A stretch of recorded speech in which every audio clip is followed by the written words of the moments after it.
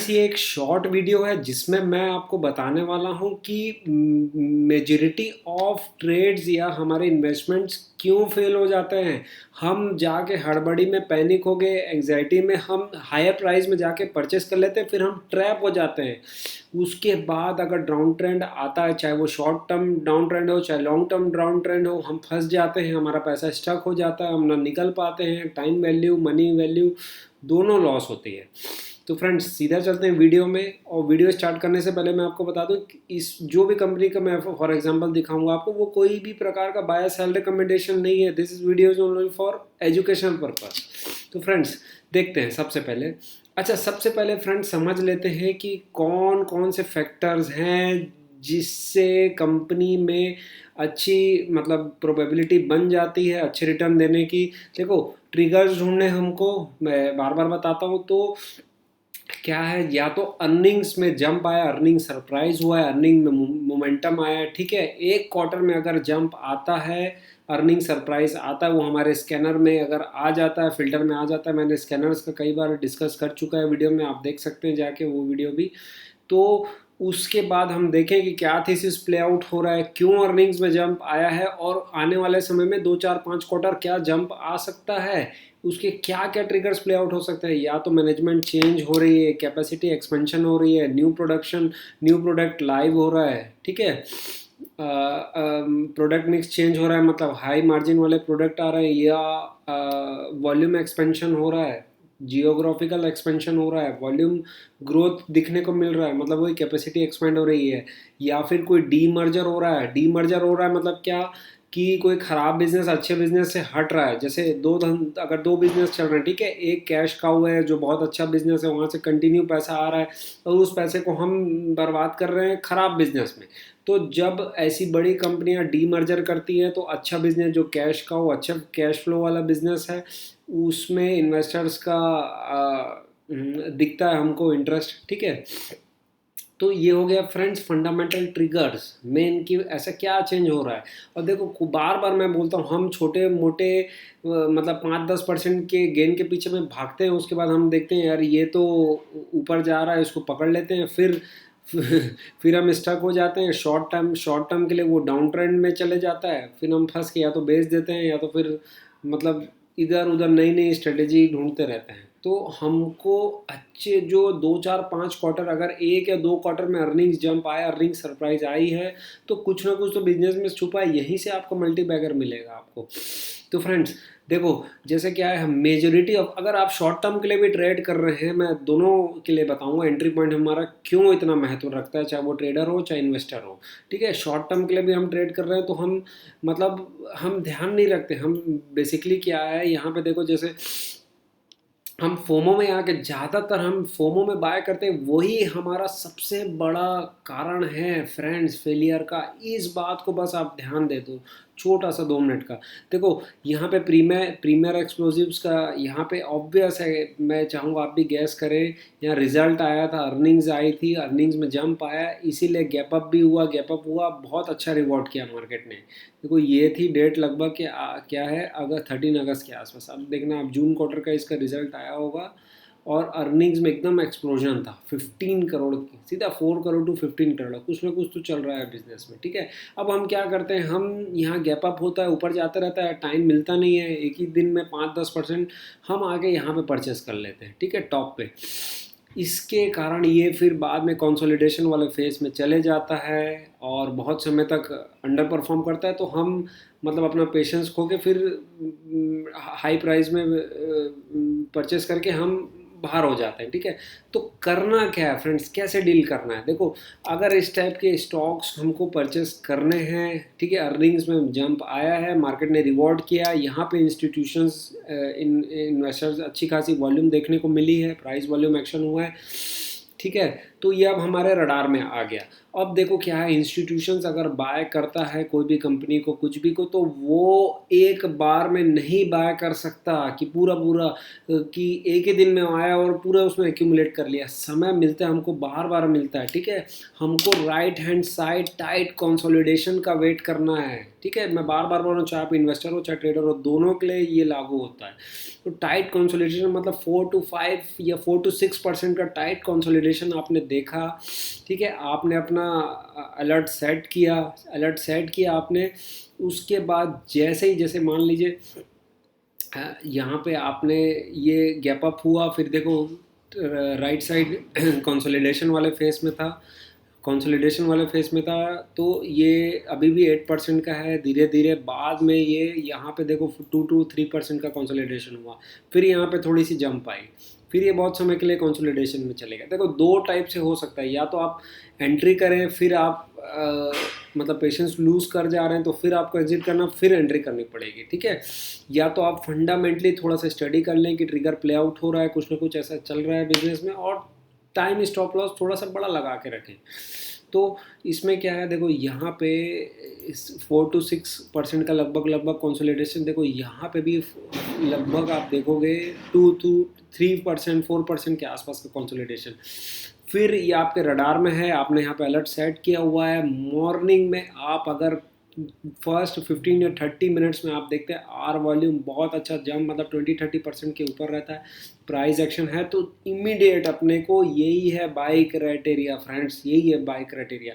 अब यहाँ पे क्या होता है, दो फायदा होते हैं। देखो रिस्क रिवॉर्ड, मैं रिस्क रिवॉर्ड का कैलकुलेशन थोड़ा सा बताता हूँ आपको।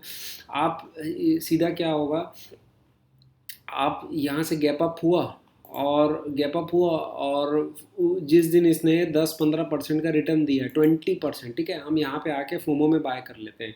तो यह रिस्क रिवॉर्ड कितना, कैसे कैसे कैलकुलेट करेंगे, पहले देखो।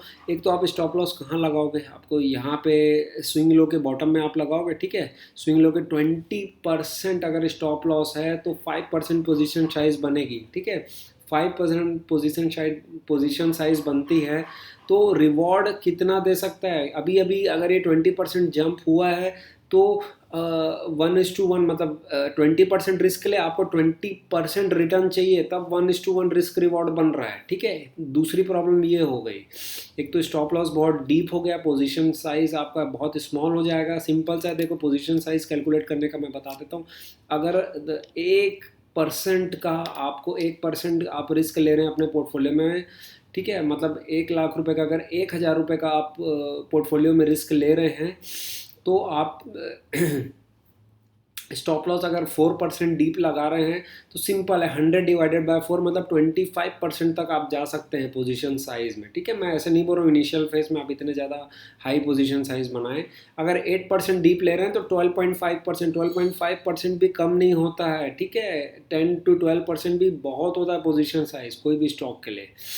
तो यहाँ पे 20% से पोजीशन साइज अपन लगाएंगे तो 5% हमारा, तो 20% स्टॉप लॉस के हिसाब से 5% हमारा पोजीशन साइजिंग आ गई, तो रिस्क रिवॉर्ड हमारा एकदम लगभग एकदम इक्वल हो जाता है, ठीक है, जीरो हो जाता है। अब देखो यहाँ पे क्या है, यहाँ पे हम देखें रिस्क रिवॉर्ड कैलकुलेट करें, 3% 4% डीप है स्टॉप लॉस, ठीक है। 4% के हिसाब से 25% हमारी पोजीशन साइज हो रही है। भाई आप उतनी मत लगाओ, आप 6-8% से भी आप स्टार्ट करो, 1/4 आप स्टार्ट करो, मतलब 0.25% भी आप रिस्क खेलोगे। और यहाँ पे अगर अगर पैसा हमारा डूबता है तो 3% 4% डूबेगा, ठीक है। लेकिन रिवॉर्ड देखो आप यहाँ पे 12 13 14 15% का, अगर आप शॉर्ट टर्म ट्रेडर हो, मतलब रिस्क रिवॉर्ड 1:3 1:4 का हो जाता है। तो यही है गेम है, यही है प्रोबेबिलिटीज ऑफ गेम है। ऐसे ही आपको देखना है, समझना है आपको, ठीक है। उसके बाद भी अभी एक ही क्वार्टर हुआ है, देखो यहाँ पे 2 बार अच्छे चार्ट ही हमको बता रही है कि बड़े बड़े इंस्टीट्यूशन ने एक्यूमुलेट किया है, फिर कुछ ना कुछ स्टोरी प्ले आउट हो रही है। देखो कोई रिकमेंडेशन नहीं है, हम जाके स्टडी करें, देखें ट्रिगर क्या प्ले आउट हो सकता है।